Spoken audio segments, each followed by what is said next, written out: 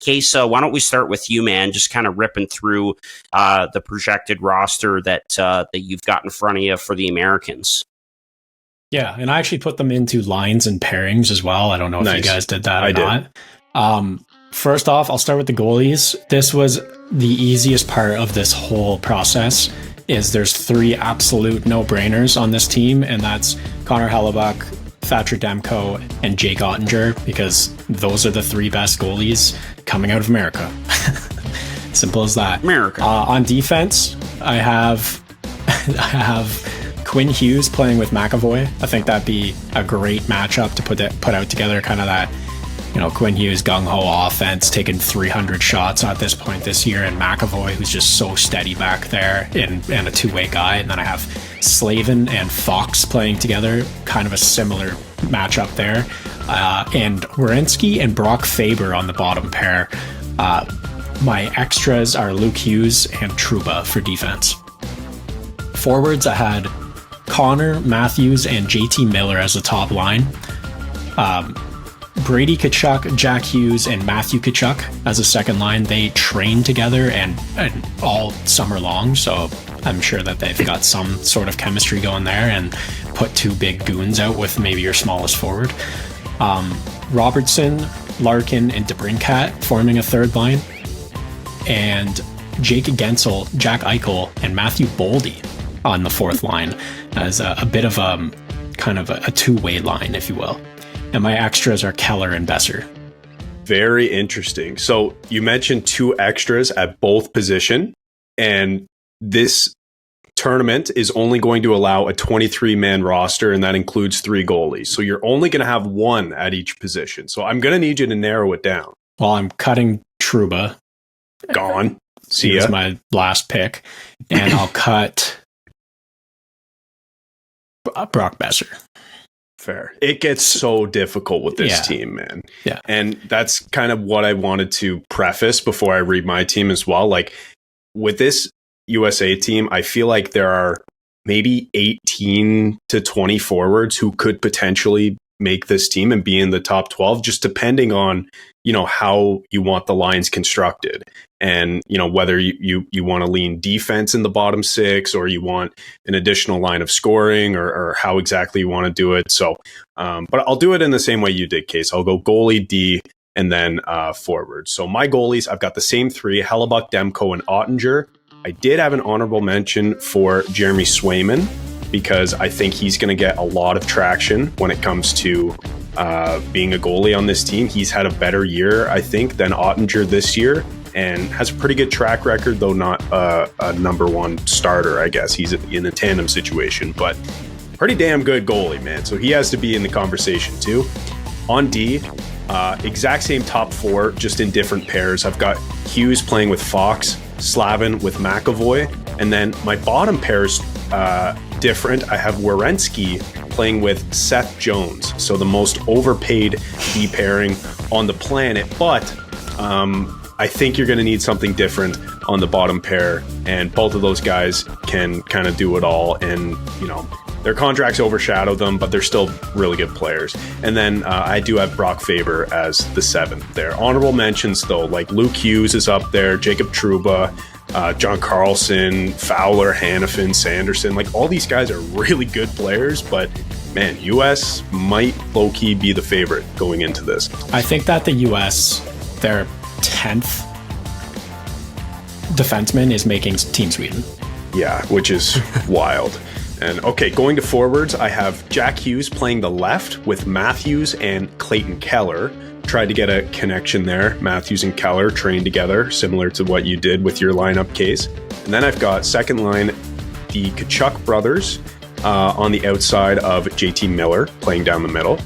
I've got Jason Robertson, Jack Eichel, and Joe Pavelski as a third line to bring some depth scoring. And then I've got Kyle Connor, Dylan Larkin, and Tage Thompson on the fourth line with Jake Gensel as an extra. Man, I had a really difficult time forming my bottom 6 here because there are so many good players left out. Patrick Kane, Brock Besser, Chris Kreider, Vinny Trocheck. Like, Kreider and Trocheck are players that I considered because even though they don't bring the points, they bring a different element. So I had a really hard time, but that's what I settled on. I know I'm going to get dumped on for not mentioning Patrick Kane, but this is 2025. Exactly. We got a whole nother year to go here, and I just don't know what the status of Patrick Kane is going to be at that point. You know, he's had injuries this year. He is getting up there in age, so I just had to think about that. And I was also kind of thinking when I'm looking at these teams is this is a 4-team tournament. They're going to care and they're going to want to win, but you have to expect that the organizations are thinking like, next year is the Olympics.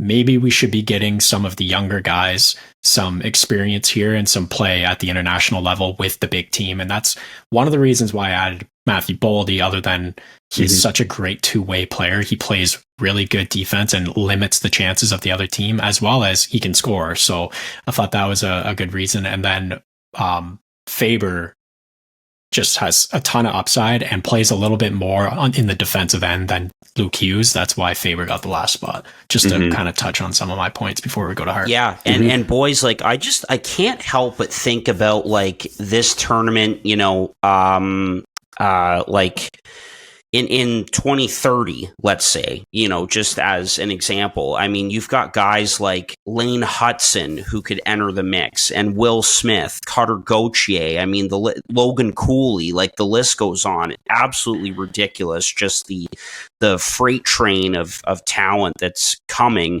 for the U.S. and the talent that's already there at the pro level. That's just going through my mind as we're talking about this. But I've got like a very similar roster to yours, to the both of yours, but the lines shake up a little differently. Guys that, you know, can move over to the wing, and, you know, or guys that are normally wingers but can play center, that sort of thing.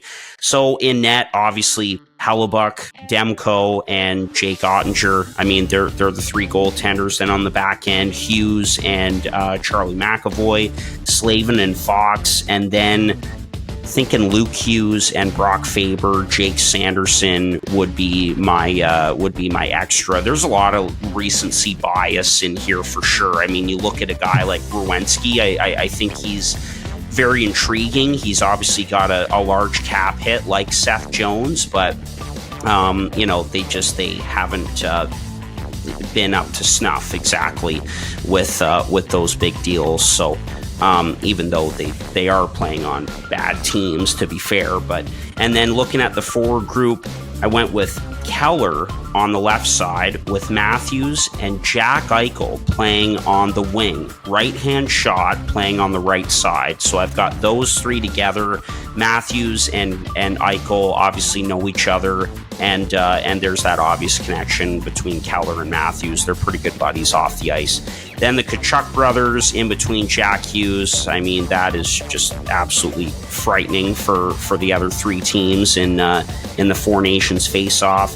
Then I've got JT Miller playing center in between Jason Robertson and Brock Besser. So a little bit of a connection there. You know, you've got Miller and Besser, who are obviously big parts of that Lotto line in Vancouver, and they're very familiar with each other. And then Kyle Connor with Dylan Larkin in the middle, and Jake Gensel, Tage Thompson. Obviously had to have him in here as either, you know, your fourth line, quote unquote fourth line, right winger, or as your extra forward. And thinking about other guys too, like if there are injuries, guys who, you know, like it can't come over for some reason, I think like maybe a guy like Alex Tuck would get a look as maybe an extra forward. I mean, there are certainly guys in front of him. That was my cat. Sorry about that.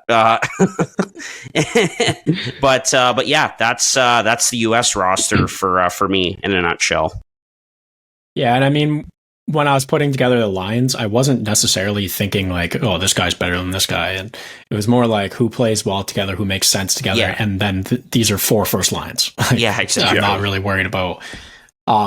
Although I put Miller with Matthews because I just think that Matthews needs that puck retriever, that guy that go get the puck for him and find him when he's open. And Miller's been so good at that in the last few years.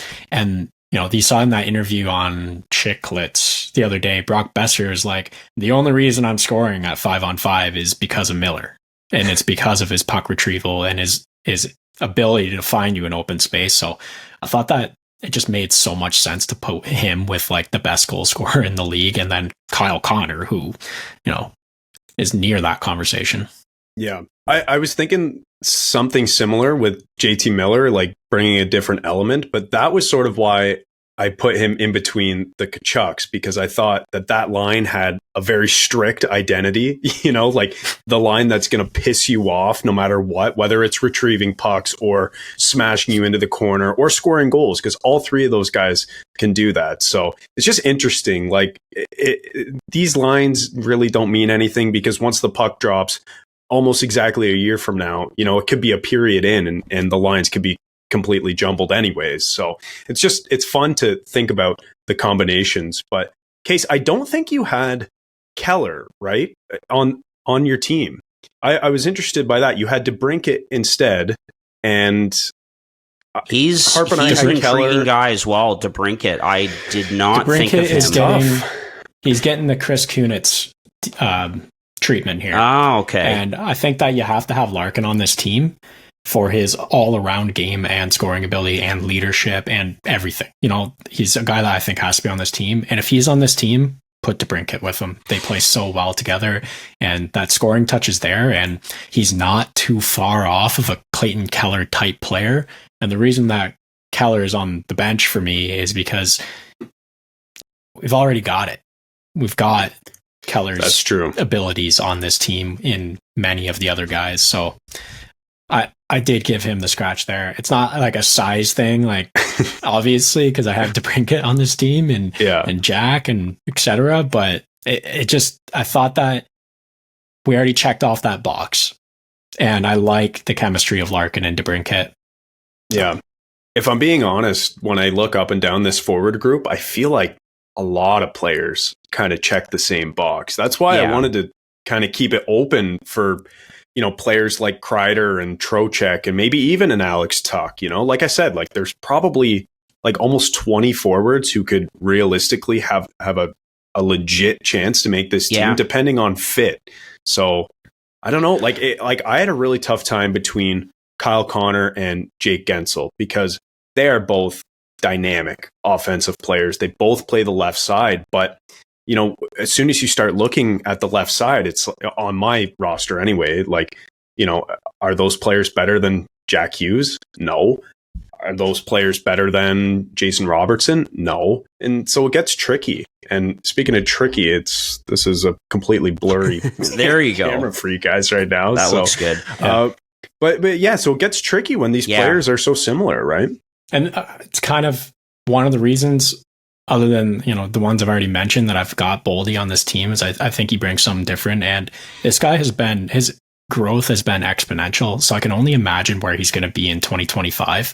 And here's a stat, because we can't go a podcast without saying one advanced analytic on here. That's pissing right. some people off. Boldy is, in terms of skaters who have played more than 200 minutes, he has the 25th least expected goals against per 60 out of all players. So that includes defensemen, forwards, everyone on the ice. He is one of the hardest guys to get chances and quality chances against. I know that might be partially because he plays on the Minnesota Wild and they have a lot of defensive minded players. So if he's playing with Eriksson Ek, I expect him to have less chances. But that team's also been in the basement all season. So there's another point to show, like, it's not Boldy. He's doing it. Yeah. Yeah, exactly. Other than that, I think all my players were Boldy and DeBrincat were my only two players that were not on your guys' team. So Keller could easily go in for Boldy, right? Yeah. And I sort of felt the same about Pavelski. I think he brings something different, which is interesting. But again, this is one full calendar year from this very day. So it's one of those things, like Pavelski has aged like fine wine, but what does one more year do to a player, and which players get better too? So something to consider. Well, and Jake Sanderson, great shout, Hart, by the way. Oh yeah, no, thanks, man. And it, like, again, going back to how this team is going to look, how it's going to be constructed. Who's the general manager? Bill Guerin. And so you know that guys like Faber and Matt Boldy are going to get legit looks to be a part of this team. I mean, I don't think that by any means Bill Guerin is biased. He's going to go with, the best squad. But what do we know about his Minnesota Wild? They're big. They're a heavy team. Tough. They're tough. They're hard to play against. And so, Chad, you mentioned some of the guys in there. Like, I mean, you've got the Kachucks on. We've got them on this roster, and I mean, those are two guys who are just so hard to play against. JT Miller as well. But I mean, yeah, I think there is a legit chance for the Kreiders of the world, Alex Tuck, Vincent Trocheck, and going back to Matt Boldy and guys of that nature as well, just by knowing how Bill Guerin thinks and the way that his Minnesota Wild teams have been constructed. Yeah, and I think there's something to say about flexibility too. Like, you're going to want players who can play in multiple roles and who can also play multiple positions. So I took a lot of center/wingers over guys who primarily just play the wing because they're more versatile, and like, you're going to be asked to move up and down the lineup no matter what, and you're going to be asked to play different roles than you might play on a day-to-day basis on your team. Like, I think about a guy like Tage Thompson, right? Yeah. Clearly, he's the scorer on the Sabres. I mean, this year he's had a bit of a down year, but that's his role. He's the big, talented scorer. Well, if he makes this team and plays in the bottom six, they might want to use his huge frame to do other things. And I think that's a reasonable ask from a guy like that. He plays center and wing. That's why I picked a guy like Tage Thompson, just the versatility. Yeah, exactly. And again, like, recency bias, right? I mean, if this team was being made tomorrow, Tage Thompson probably wouldn't be on this roster. But who knows what kind of season he has next year. And we'll see if it's more like the one that he had last year. And you mentioned the big frame and the ability to play center or wing, to shoot the puck and all of that. So it's going to be interesting to see what Bill Guerin does with this U.S. team. But the amount of talent is off the charts. Final thing I wanted to say about U.S. as we kind of transition to talking about Team Sweden is, I wonder if we could see a situation for some of the more talented rosters. I'm talking about USA and Canada. If we see a situation where there are kind of just too many cooks in the kitchen, I feel like sometimes that can happen. And then maybe that gives, a bit of a leg up to a team like Sweden, who has more defined role players up and down its lineup, but still has that top end skill on the top two lines. So that's what I wanted to say before we started talking about Sweden, because I think that's relevant. Yeah, I think so too. And that's like, I structured my Team Sweden a little differently for that reason. And it felt easier, didn't it? I don't know about you, but for me, when I was looking at it, it felt easier to peg a guy as, a third line defensive player, as opposed to squeezing in an uber talented player like Larkin on the fourth line or something. Yeah, exactly. I put Jack Eichel on the fourth line. So yeah. Well, yeah, exactly.